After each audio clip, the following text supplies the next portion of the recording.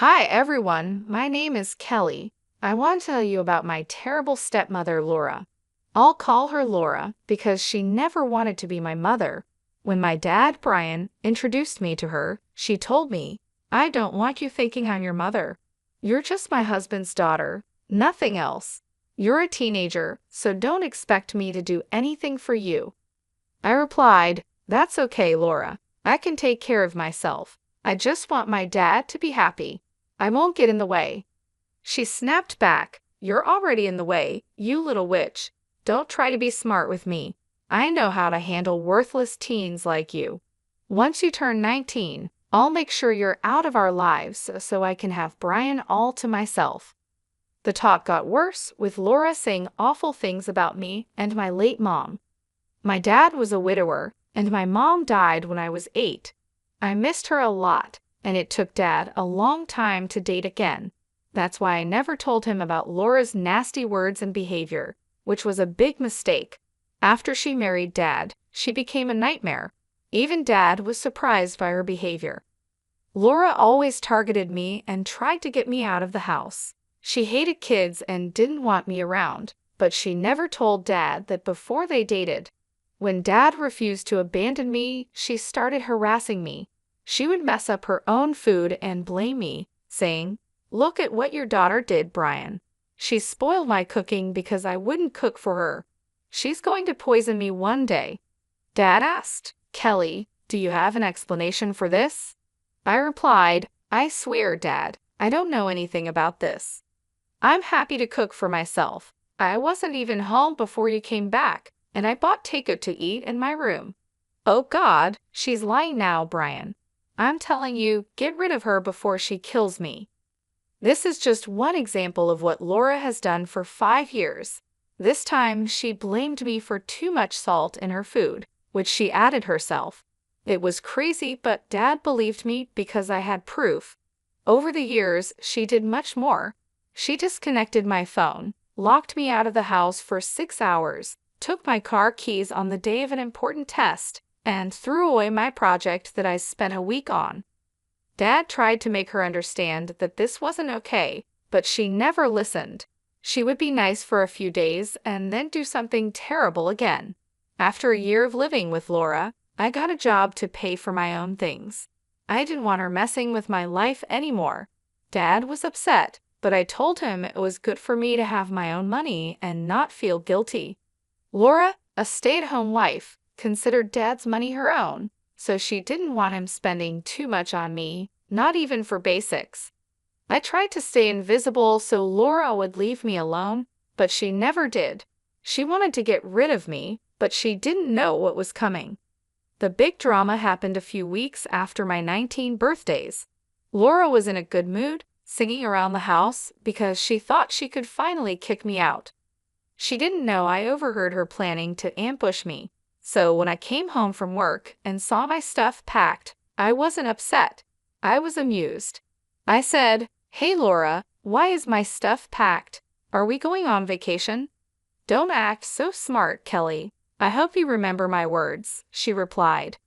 "I told you that once you turned 19, I'd kick you out. Well, it's time for you to leave now. I even packed your stuff to make it easier for you. So, you want to kick me out of my house? Oh no, Kelly, this is my house. I don't have to keep you here anymore. I'll deal with Brian later, but you are definitely leaving." Laura had a smug look on her face, already planning what she'd do with my room. But like I said, not so fast, Laura. Karma is coming for you. I calmly took out some documents from my bag and handed them to her. She looked confused, so I said, "I think you need to look at these papers first, Laura. I've been meaning to give you this for a while. Your talk about eviction just reminded me. What are these papers? Why do I need to read them? Why don't you take a look and find out?" Laura sat down and started reading the papers. Her confusion turned to shock and then disbelief. She looked at me and then back at the papers. Finally, she got angry and said, "Is this an eviction notice in my name? What the hell, Kelly? What is the meaning of this? It means I want you out of my house in a month. You know, the usual thing an eviction notice means." You can't serve me eviction papers. You can't do that. This is my house, and I'm the only one who can kick people out. No, Laura, this is my house and has always been. My dad was just a caretaker until I turned 19. Now, it belongs to me. I recently completed the documentation process. No, that's impossible. Brian can't just give you this house. It's our marital asset, and he can't give it to you without consulting me. How is this a marital asset, Laura? Dad had this house before you were in the picture. I guess he didn't tell you, but this house actually belonged to my maternal grandparents. They left it to me and appointed Dad to hold it until I turned 19. No, no, no, you must be lying. This can't be true. You're trying to scam me and kick me out of the house. Wait until your father hears about this. He'll kick you out instead. Laura then made the mistake of calling my father downstairs. She forgot that she never asked him if she could kick me out. Even if the house belonged to my father, she should have asked him first. She knew he would say no, so she tried to do it behind his back. In her frenzy, she overlooked this and involved Dad. I didn't mind. It worked out better for me. Dad came downstairs and said, "Whoa, calm down, Laura. Why are you yelling like that? What's wrong? Why wouldn't I be screaming? Your daughter is making wild claims again. She's saying this house belongs to her and that she's kicking me out." Dad looked at me and said, "Kelly, what's going on? I need to know the truth." My dad is a good man who knows Laura can be difficult, so he always listens to both sides. This is something Laura hated because she wanted Dad to always take her side, no matter what. They fought about this many times, but Dad wanted to be fair to both of us, so he asked for my side too. I said, "Laura called me down and told me she was kicking me out. She said I couldn't stay in her house anymore. I knew she was planning this because I overheard her talking on the phone. So I served her an eviction notice instead." Dad turned to Laura and said, "What the hell, Laura? Who gave you permission to try and kick my daughter out? You never discussed this with me. Why am I just hearing about this now?" Laura realized she had messed up. Overwhelmed by the eviction notice, she forgot about being caught. I saw her panic before she turned hostile and defensive as usual. She said, "Your daughter is already an adult, Brian. We let her stay in the house rent-free for a month already. Most parents kick their kids out when they turn 19. Kelly needs to learn to live on her own and be responsible." "That's for me to decide, Laura. You were not and never were her parent.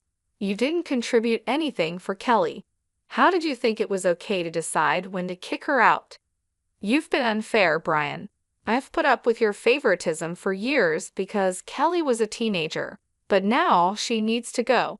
I won't let her stay in my house anymore." "Who said this is your house? What deed shows your name on it?" "Well, it's your place, so I have equal rights to it since I'm your wife. This is my house too. I won't allow Kelly here anymore. She needs to go. This is not my house, and even if it was, you have no right to it. This is Kelly's house and her name is on it." Laura went pale when she heard that. She didn't expect my dad to back me up and say the house belonged to me. She lived in a fantasy where everything was hers just because she said so. Hearing otherwise was shocking for her. She began to cry and said, "Why would you say such a thing, Brian?" "Because the house belongs to Kelly. I'm just speaking the truth. You gave Kelly your house without consulting me. How could you do this, Brian? I'm your wife. You should have discussed this with me. I'm not okay with this.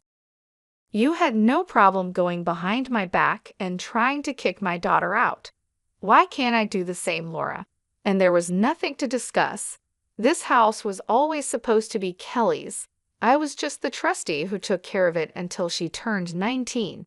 The house was transferred to her name recently. Laura finally understood we were telling the truth. Dad even offered to show her the papers as proof. She was in too much shock to say anything coherent. She said, "You deceived me, Brian. I thought the house was yours. You lied to me. This is not fair." "I never lied to you, Laura.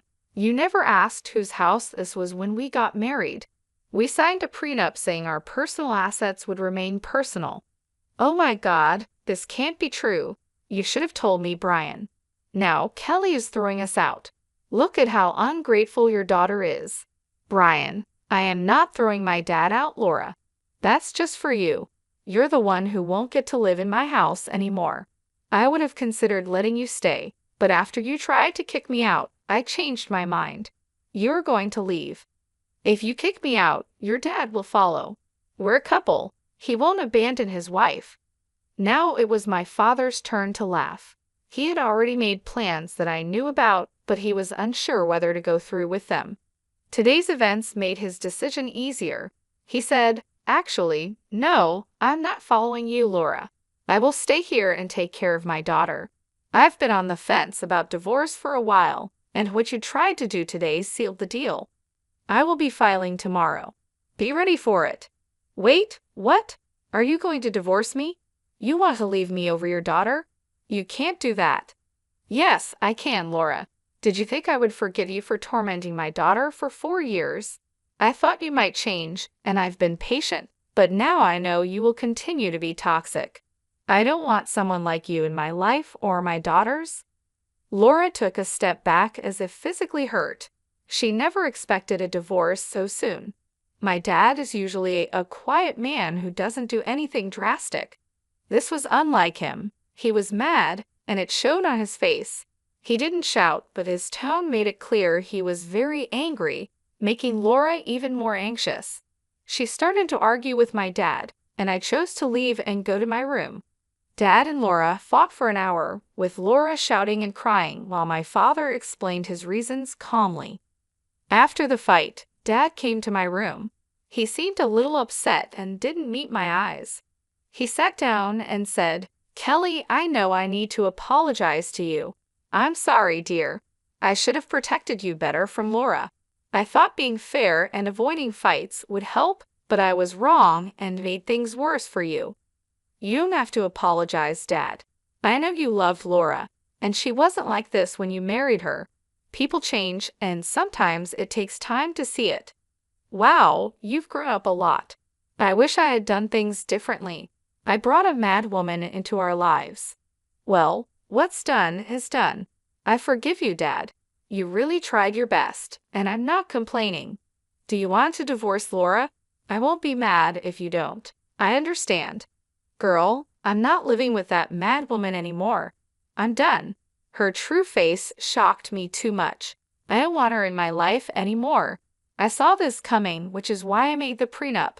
I worried she'd mess up your future and cause money troubles, so I thought it was the best way. See, you did think about me. You deserve to be happy, Dad. If Laura means nothing to you anymore, it's best you separate. I spent a lot of time reassuring my dad that he wasn't a bad parent. In fact, he did a lot for me, and I needed to make him believe that too. I'm not going to lie. I was super happy that my dad was finally getting rid of Laura. She wasn't right for him and had no business staying married to him after everything she did. Our talk went well, and Dad went to sleep in the guest room that night. I finally felt peaceful knowing Laura would soon be out of our lives for good. I hoped she would remember this lesson for the rest of her life. The real surprise came the next morning when I found Laura trying too hard to seem loving and caring. She was in the kitchen making me breakfast and acting like I was the best person in her life. Even Dad was giving her a confused look. After breakfast, I said, "Thanks for breakfast, Laura, but you don't have to do this anymore. I can make my own, like I have for the last 5 years. There's no need for sudden changes." That's nonsense, Kelly. I'm happy to do this for you. Having our meals together can bring us closer as a family. What's the need for that? We won't be a family anymore soon. You should have done this years ago. It's too late now. Oh, come on, Brian. Don't be so hard on me. I'm trying. I can make this work. I'll start being a better parent to Kelly. We'll be the best mother-daughter duo ever, right, Kelly? I knew Laura was trying to save herself. She'd come up with a plan overnight. Dad didn't trust her either and just looked a little amused. With Laura waiting for my reply, I said, "I don't think so, Laura. First, I'm 19 and don't need a new parent. I pay my own bills and will be off to college soon. Second, you are not, and never will be, my mother. That word doesn't suit you at all. Kelly, I'm sorry for being mean to you in the past. You need to give people a chance. We can be a happy family if you give me a chance, and it will help my marriage too. Dad says you have a few months left in this marriage. If you're trying to stay in this house, it won't work. I'm kicking you out anyway, and Dad is divorcing you. You've already done the damage, Laura. There's no point in acting innocent and sorry. I know you better than that." Laura saw her new plan wasn't working. I guess Laura didn't have anything else to use against us. She couldn't threaten to ruin Dad financially because of the prenup she signed. So her only option was to beg and cry. She started crying hysterically, begging me not to kick her out. She also pleaded with me to ask Dad to give her another chance. Then she turned to Dad, begging him to be more forgiving. Our entire day was filled with Laura begging and pleading for mercy. Since Dad and I were both off work that day, we had to endure her theatrics. Dad did leave for a while to contact the lawyer and file for divorce. Within a week, Laura received the divorce papers. After she got the papers, Laura stopped begging and crying. Dad and I told her she needed to get a job if she wanted a place to live and a lawyer for her divorce. Laura thought she could convince us to give her another chance, but that didn't happen. When the month was up, she was promptly kicked out. She caused some trouble when we told her to leave, but after Dad threatened her with more legal action, she left sobbing. Laura had no choice but to move in with a friend, since her own family couldn't stand her anymore. As she left, she took the negativity with her, and the house finally felt like home. It was such a relief to be rid of her toxic presence. In the weeks following Laura's departure, Dad and I worked on repairing our relationship and making the house a warm, welcoming place again. We redecorated the rooms, bringing in new furniture and adding personal touches that made the house feel truly ours. We also spent more time together, enjoying meals, watching movies, and talking about our future plans. It was a healing process for both of us, and we grew closer than ever before. Dad continued with the divorce proceedings, making sure everything was handled properly. He was determined to protect our home and ensure Laura could never cause us trouble again. Laura tried a few more times to contact Dad, hoping to sway him, but he stood firm. He was done with her manipulations and wanted to move forward with his life. I focused on my studies and preparations for college. With Laura gone, I could finally concentrate on my future without constant stress and conflict. Dad was incredibly supportive, helping me with college applications and cheering me on every step of the way. His belief in me boosted my confidence, and I knew I could achieve my dreams with him by my side. A few months after Laura left, Dad met someone new. Her name was Emma, and she was kind, caring, and genuine. Unlike Laura, she embraced me with open arms and treated me like family from the start. Emma and Dad's relationship blossomed naturally, without the tension and deceit that had plagued his marriage to Laura. As Dad and Emma grew closer, I could see the positive impact she had on him. He was happier, more relaxed, and full of hope for the future. Emma quickly became an important part of our lives, bringing joy and warmth to our home. She understood the pain we had gone through and was patient and understanding, never pushing too hard or making us feel uncomfortable. Seeing Dad happy and in love with someone who truly cared for him made me feel at peace. It was a stark contrast to the years of turmoil we had endured with Laura. Emma's presence brought stability and harmony, and for the first time in a long while, I felt a sense of security and contentment. The following year, I left for college, excited about the new chapter in my life. Dad and Emma supported me every step of the way, visiting often and staying in touch. Their encouragement and love were a constant source of strength for me, helping me navigate the challenges of college life. It's been more than 3 years since Laura left, and our lives have changed for the better. Dad and Emma are now happily married, and I have thrived in college, pursuing my dreams with confidence and determination. Our home is a place of love, laughter, and support, a far cry from the hostile environment Laura had created. Looking back, I realize how much stronger we have become as a family.